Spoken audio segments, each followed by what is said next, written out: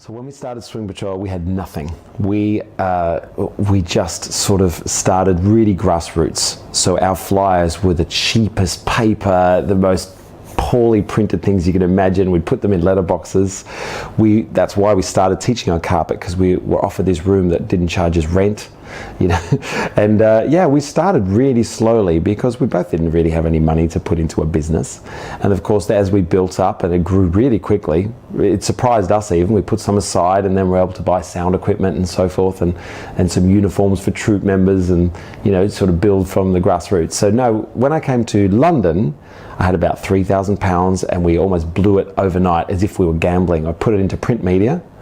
And of course, I was quite naive on how London worked, and it just disappeared. It got swallowed up. And I remember thinking, how on earth is London ever going to know about Swing Patrol? Because you could easily spend £1,000 on print media and it's gone the next day, and you're not really sure if it had any impact. So I sort of think, no, we've never really had investment until Deborah Meaden.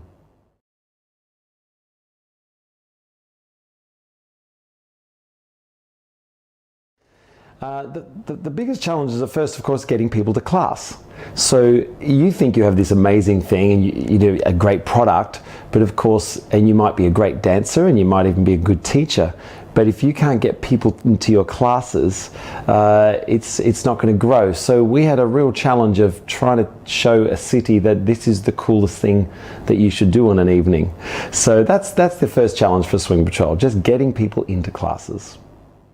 Getting people to classes has required hard work. So early days Swing Patrol, we would set each other goals. So I had a business partner, Claudia, who still runs Swing Patrol Australia, and we would literally give each other 3,000 flyers on a Saturday, and we'd say, right, we are not going out dancing until we've individually put these flyers in letterboxes. Now today, moving 15 years later, we pay people to do that, and we pay people to be outside tube stops. So, but I never take it for granted because I've done it myself for hours and hours. And I've also, it's so satisfying because someone fills in a form when they come to class, and we always ask them how they came, and they say, oh, I got a flyer in a letterbox.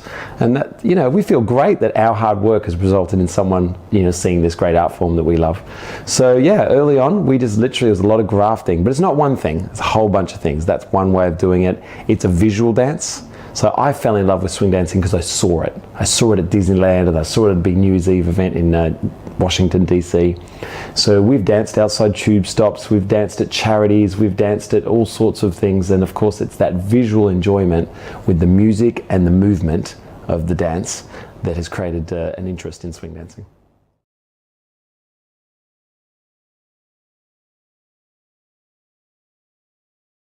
The hardest part of being the leader of Swing Patrol was when we moved to London. And it was naive of me to think it was even going to be easy.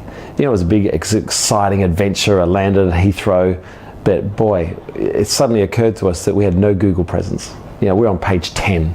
We never worried about that in Australia because we were number one without even having to work at it. So suddenly I'm in a city where we have no presence and sort of no real budget. And suddenly I realized I couldn't really pay my rent. And I was teaching 6 days a week just to pay my rent, so it was relentless. And sometimes you'd have 8, 10 students at most, and if you had 20, that was a great night.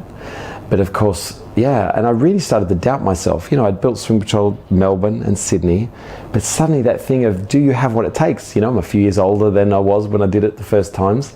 And I really started to question myself. But of course, you had to be positive in front of your team. I had people move from Edinburgh, from Australia, to come and say, hey, I believe in what you're doing, I want to be part of that. But really, deep down, I was like, how am I going to get this to work?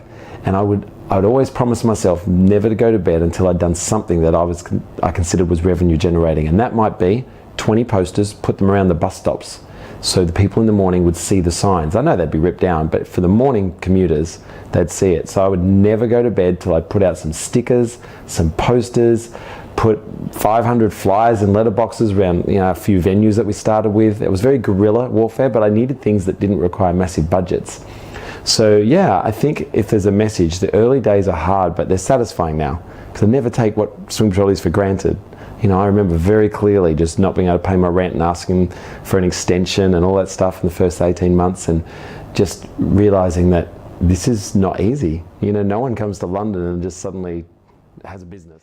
So moving internationally was a big cultural change, and you wouldn't think, because the Brits and the Aussies, they get on quite well, but there's no doubt the subtle differences have been amazing to watch. First of all, when I teach and I make an anecdotal joke, I'll use a sport reference always in Australia. And you get this real reality that London, sport's interesting, but it's like number 15 in the ranking of interesting things that people want to talk about. Music, arts. So I had to realize that my Aussie sporting jokes just didn't cut it here. I also realized that there's what my wife would call it, the Aussies don't have any personal space issues in dancing. They'll give you a big hug, no worries. And suddenly I was teaching a lot of English people who they would need to be take your time with this. It's a bit more confronting. They weren't quite used to it. Doesn't mean either culture's better or worse, just there was certainly an informality coming from Australia that served us well sometimes because we're a bit more casual, but also perhaps was a bit confronting early on. Now, of course, that's a massive generalization. But in general, people just want to have a good time. So there is cultural differences, but there's also a lot of similarities. So if you run a good class that's well pitched, interactive, it's slightly entertaining, and that you aim at that people can have a good time, meet some people, actually learn some good steps in a way that is professional, and that they go away understanding some good technique, a little bit of history of the dance. That's universal. Good teaching, good music, good pitch classes. If I could do the identical one on both sides of the globe, and that would be good for Swing Patrol. London can be soul destroying and it's tough, and people say, oh, who's your competitor? And I say, London. It's not the other schools, I wish them well. There's millions of people here, but London is the competitor because every night of the week there's a million things you could do, from live bands to being abroad. And I was always amazed. Students are like, that was the best class ever. Yeah, I'll be back in 4 weeks because I've got this.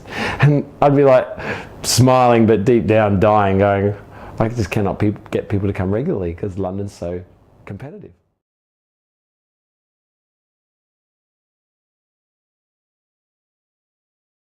So we were quite smart. We started doing things that, like, we would say to them, I was religious about collecting email addresses. Now, not everyone does that at all, but I tell my team today that they're worth £10 to Swing Patrol as a business. Now, I only heard that as a seminar. I can't possibly measure it or anything like that, but it was something a hook. So every week, my teaching team send the email addresses in. I now have 10,000 email addresses. So I have the ability to communicate through newsletters and so forth. And we also would collect those email addresses because people are reluctant. I'd say, look, at the end of the class, we're going to film the class and we'll send you, unlisted, a YouTube clip of the class notes, just the teachers dancing it. We won't reteach it. But that seemed to really help because suddenly people were like, oh, here's my email address. That'd be great, because I'd promise it within 24 hours. The next morning, they would wake up and they're like, thanks for coming. Here's your notes from last night, and here's the 2 teachers dancing the notes. And by the way, we're back this week. We've got a social event on. So I think offering this YouTube service, it was really helpful for us early on because we had to find a hook of building our retention rates, be better than whatever else was on offer to the many Londoners. So yeah, that was one thing. And then of course, our main goal was that people had a great experience. It wasn't just a dance class, it was a night out. So one, we got them interacting. We taught in pubs and clubs, so we'd have a beer with them afterwards. Yeah, not too many, but we'd have a cheeky ale on a Monday night, which helped the venue as well, so they didn't kick us out. That's another big problem for dance classes globally. People don't buy drinks, so the venues don't have the patience with us. So we tried to make these an immersive night out, and I'd say little things. When we rotate in a class, I wouldn't say rotate, I'd say thank your partner and change partners. Because I don't want the community built around me, Scott Cupit. I want it built around each other. I want people coming to Camden Swing Patrol for the other students. So we have around London now these little great communities that form one bigger one, and that bigger one forms into the global Lindy Hop scene. So I think that real focus on community has helped us as a business too, because people come for each other now, and they come for the dance, for the music, but for a night out. And so I think that's how we slowly built it. We danced for free in a lot of places too, that helped. We danced all the summer festivals, Secret Garden Party, Glastonbury, Wilderness, Latitude, Boomtown, you name it, we were there. And no one paid us for any of this, but we had a free ticket and we had some fun, hand out some flyers. We danced at Spitalfield Sales, under the big sale there, all summer. Things like that, just people see it, they feel an energy, and they're like, oh, I'd like to check that out. Feels like something that looks like healthy and there's a nice crowd. Yeah, and suddenly we had momentum. So we had this tipping point. The end of year 2, we had about 300 students, the end of December. And then January 3, we had 900 students. That's when I knew Swing Patrol London was going to be fine, and we were on our way. and we had complaints. We couldn't fit people into our venues. Suddenly we moved from the pubs, the free rent pubs, to actual places where we had to pay rent because Swim Patrol, we were moving. Suddenly things were happening for us and people were calling us, and of course eventually Dragon's Den and everything else. But yeah, they were the early days, the little things that seemed to make a difference.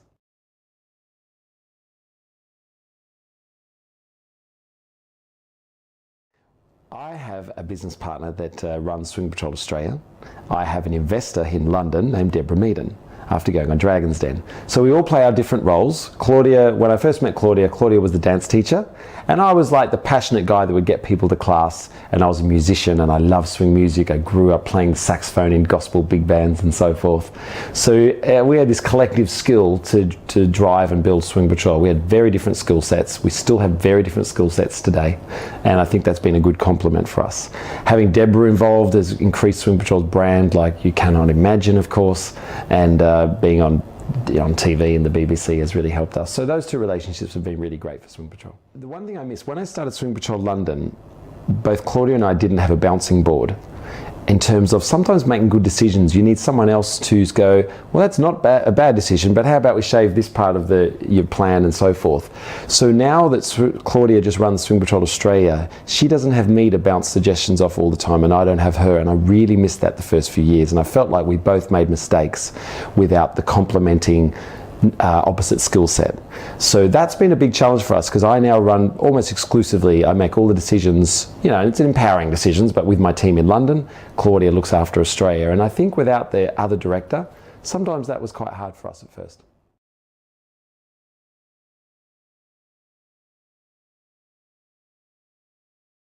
The journey of Swing Patrol or any business, you make lots of mistakes, and what's important is you learn from them.